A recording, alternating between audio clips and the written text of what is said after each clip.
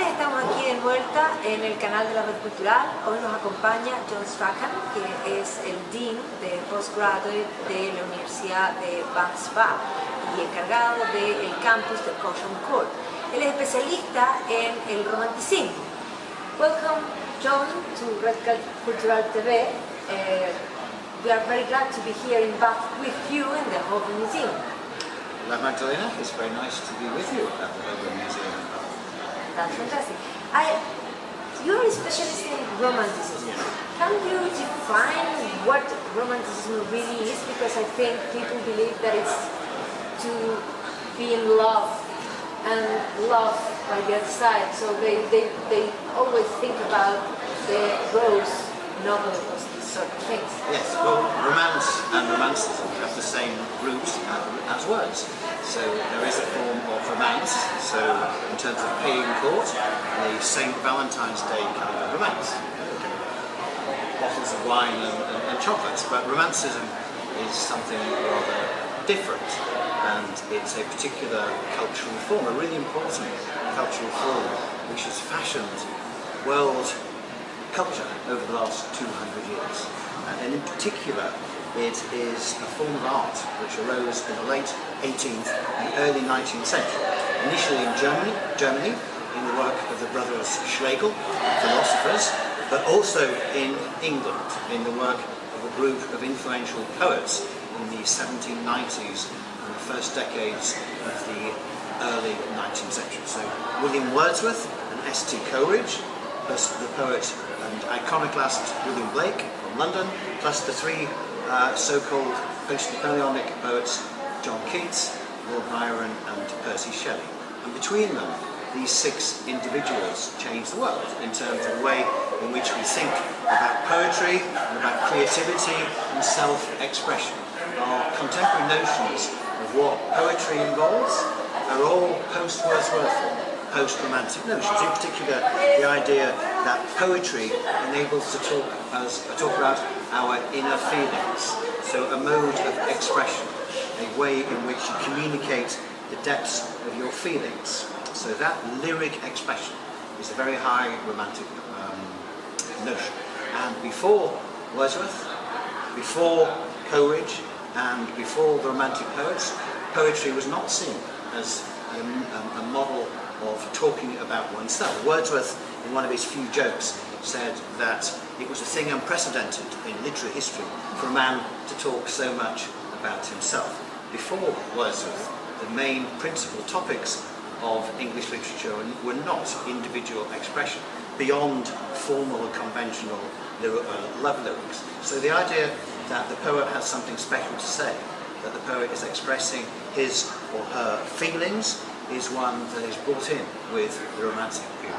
The great critic, the great Yale critic Harold Bloom, says that Wordsworth's lyrical ballads, co-written with Coleridge in 1798 and 1800, is the most important volume of poetry in English literature since John Milton's Paradise Lost of the 1670s. It changed and influenced, to this day, the way in which poets talk about the world. And since that day, poets, even if they were in rebellion, if they repudiated the Romantic project, were all heavily dependent upon it. So the modernist project of T.S. Eliot and Ezra Pound is really a reaction, a setting against the Romantic poets. So even when they are being repudiated, the Romantic poets have changed the way in which you think about the world, at least in its articulation via poetry. Bloom himself also says that after Wordsworth, Salford became the principal preoccupation of poets in the Western tradition.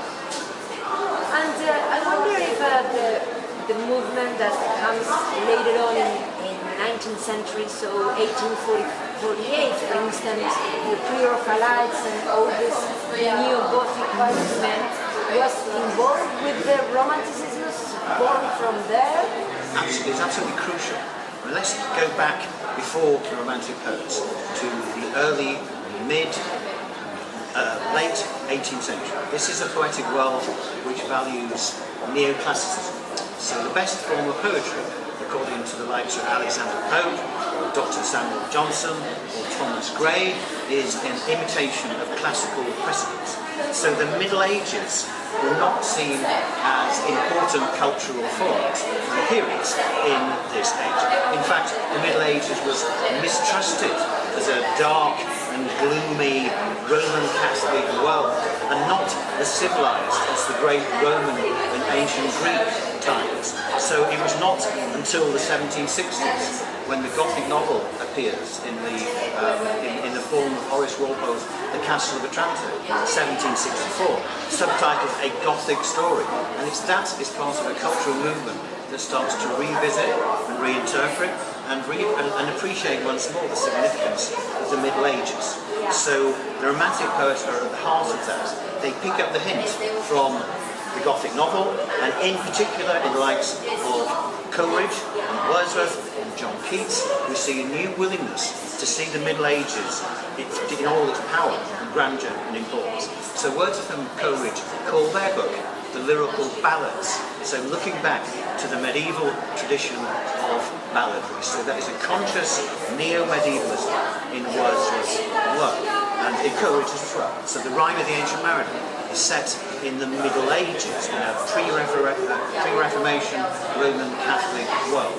So in the Lyrical Ballads and later in the works of John Keats, we see a new attention to the Middle Ages. So Keats in La Belle dans son Messie, the tale of the lovelorn knight who is brought low by the pitiless, merciless maiden in the poem, or in the Eve of St. Agnes, a kind of a story in the manner of Romeo and Juliet about two star-crossed lovers. A new fascination with the Middle Ages, with the medieval.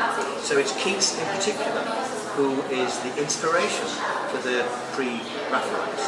So in the form of Keats's first biography, but also in the work of Michael Rossetti, a new attention to Keats. It's the pre-Raphaelites who are so instrumental in the canonization, so to speak, of John Keats. So Keats speaks to the pre-Raphaelites, and the pre-Raphaelites cherish his memory and are important in the new assessment of Keats in the 40s and 50s. Richard Monckton Milnes, who is a kind of theorist of the pre-Raphaelite, is also significant because in the late 1840s he publishes the first biography of John Keats. So there is a very, very clear tradition started by Romanticism. And how about Oscar Wilde? Because when he was thinking about to go to Rome, and he went finally to visit the Pope, he was wondering to become Catholic. And then he went to the Tomb of Keats, and he says, well, I'm okay again. Well, that's please do. Oscar Wilde, and there is a particular late 19th century moment which is, again, influenced by Romanticism. When Oscar Wilde is in exile, he calls himself Melmoth after Charles Robert Maturin's Gothic novel, Melmoth the Wanderer, of 1820. And it's a little known fact that Oscar Wilde's great uncle was the Gothic novelist, C.R. Maturin. So he had family ties in the Gothic.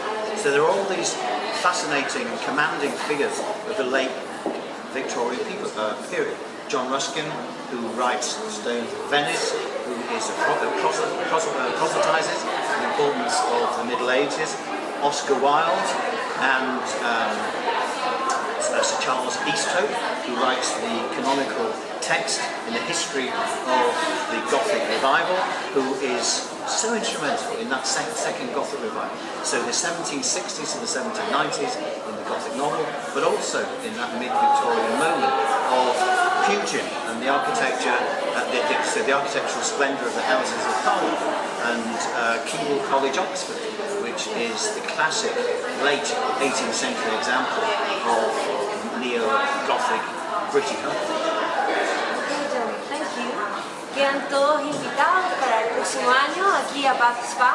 Vamos a hacer un seminario sobre el romanticismo y el neomedievalismo, así que esperamos que nos acompañen aquí con John. I invited them to join us next year to the new seminar. Please join us. We look forward to seeing you in Bath next year. Thank you.